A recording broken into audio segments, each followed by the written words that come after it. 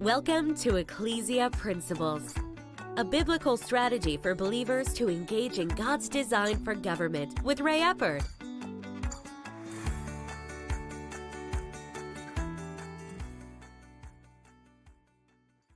Hello, glad you could join us again today.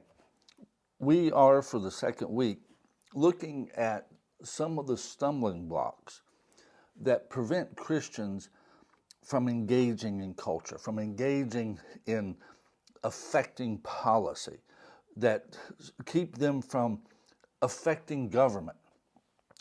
So many, I can remember, and I think I did share this last week, and I'll share it again. I believe it was in the 2000 election. It was like a night or two before the actual day of election. And they were talking to a lot of the experts, the analysts, on what would determine that election. And this was between George W. Bush and Vice President Al Gore. And at that point, they went around and different ones, economy, abortion or pro-life, and a variety of things. I don't remember what all of them said. But they finally get to the last guy, and there was like 5 or 6 of them. And when they got to him, he kind of chuckled. And I don't remember his name. I wished I did. I'd give him credit for it. But he chuckled, and he said, all the things that these guys have said, he said they're true to a degree. He said,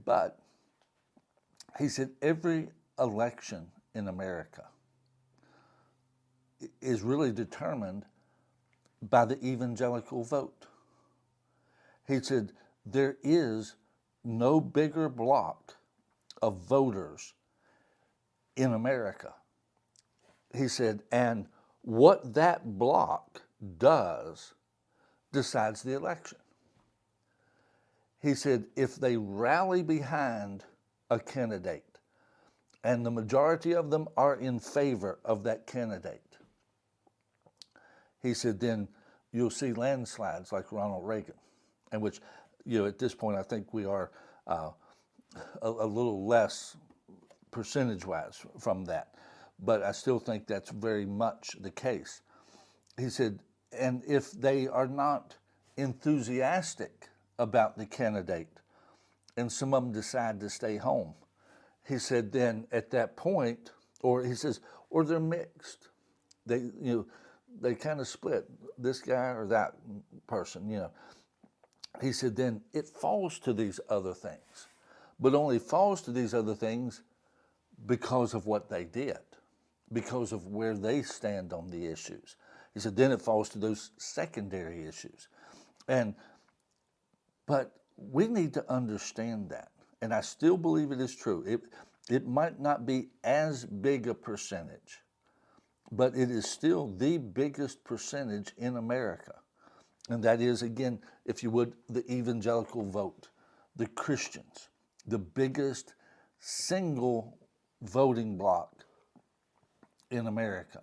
Now, it's not a unified voting bloc. And from that, we all have the right to make our choices and decisions. Do not misunderstand me about that. We do have the right to make our choices and decisions. But the sad part of it is, so many people that go by the name of Jesus, they call upon the name of Jesus, don't engage in affecting our culture. They just don't, for a variety of reasons. And we've been talking about some of those stumbling blocks. Today, I want to take something that Jesus said so that we can see that it's actually the will of God for us to engage. But the first part of this, I kind of want to pick up where we left off yesterday, because we were talking about how that God is sovereign. And the idea that God is sovereign is sometimes misappropriated. It isn't, it's not understood correctly, if you would. I don't like putting it that way, but I don't know how else to put it. Because here's the bottom line.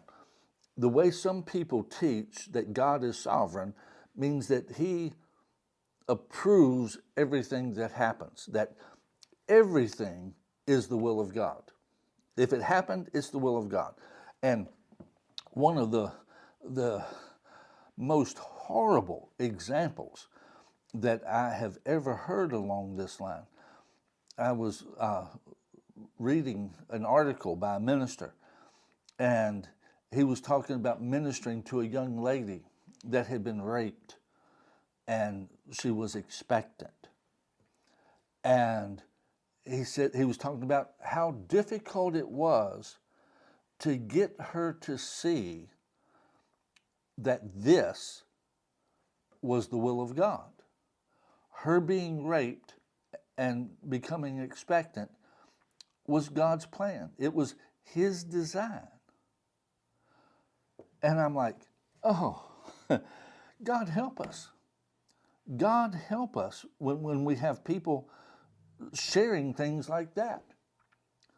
You know, what happened, her being raped is a sin. That person sinned, not her, but the person who raped her sinned. And by definition, sin is not the will of God. So what was done was not the will of God.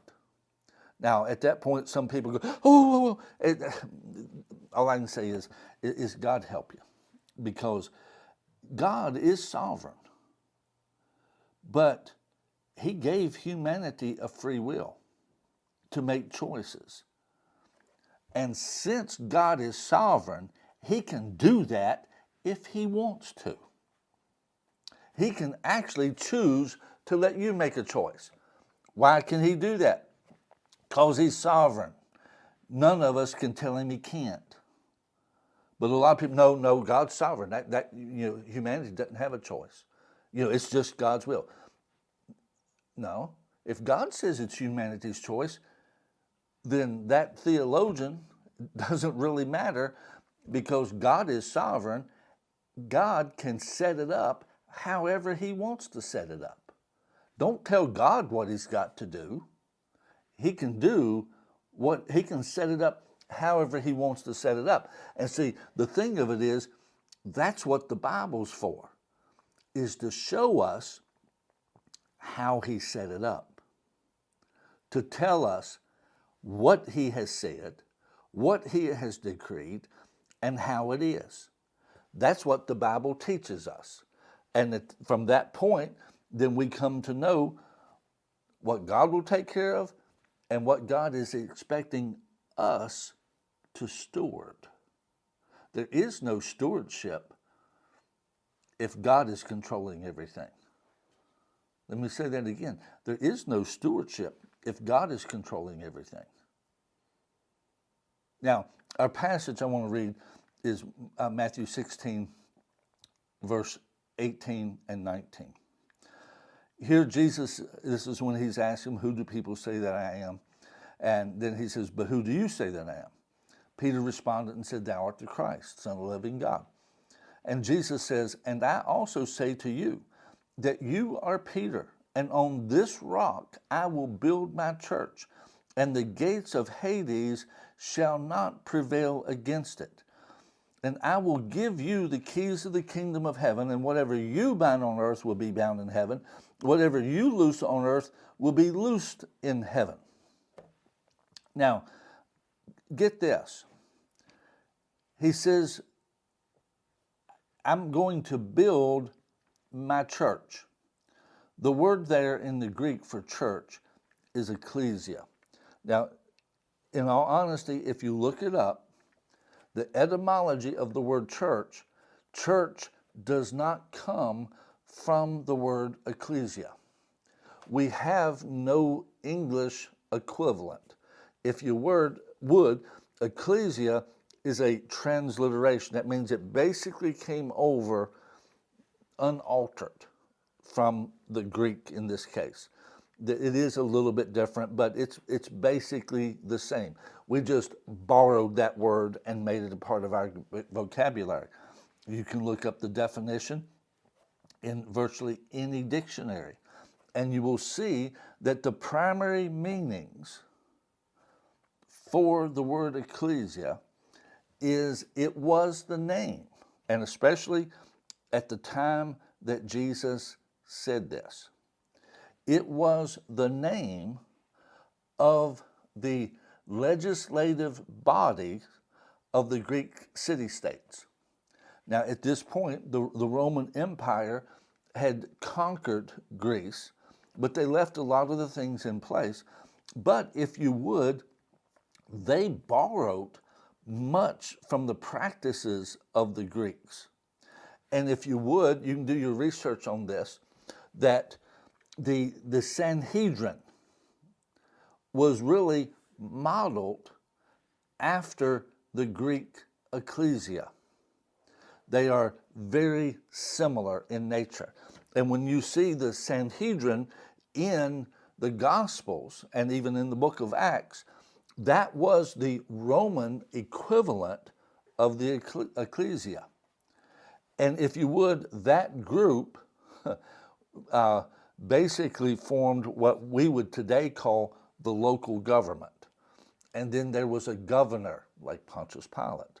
There was the state government, if you would, and then there was the federal government, Caesar. But the Sanhedrin governed locally. That's why when they brought Jesus to Pilate, and Pilate determined that, this is just a religious argument, he said, y'all go deal with it. And they said, but we can't kill him. It's not lawful for us to kill anybody. In other words, we want to kill him, and we can't do it legally, so we need you to do it. See, they had governmental authority, the Sanhedrin did. And if you would, they were the real formers of culture locally. They were the formers of culture. They decided what could be done within the framework that Rome provided, and within the Greek city-states, each city-state was its own entity. So the ecclesia actually determined the culture within their jurisdiction, if you would. They're within their realm of authority. And notice verse 19. Jesus says, and I will give you, give who? The ecclesia, the keys of the kingdom. The keys. If you would, they didn't have automobiles back then, but they did have doors. And by giving them the keys, what do you do with keys? There's really two functions regarding a key and a door. You either lock it or you unlock it. You either shut it up or you open it up. Jesus in verse 19 says, I will give you the keys of the kingdom, and whatever you bind on earth, whatever you lock up, will be bound in heaven. You bind it, you lock it up, heaven will back that. Heaven will lock it up. And whatever you loose on earth, whatever you unlock, whatever you open up, heaven will open up. Heaven, it will be loosed in heaven. If you would, it is very important to notice the earth action first and then the corresponding action in heaven. We're going to get into more of this tomorrow, and I encourage you to be with us because we need to change our thinking. We can't keep doing the same thing expecting different results. God bless you. See you tomorrow.